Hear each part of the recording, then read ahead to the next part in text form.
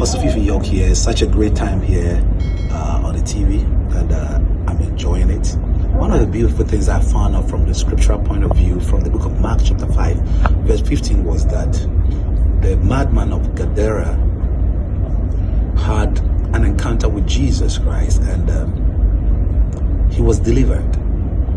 By the time the people from the city came, he was seated with the disciples, number one, and not only be seated with the disciples, his garment was changed, he was dressed up, he had the right frame of mind.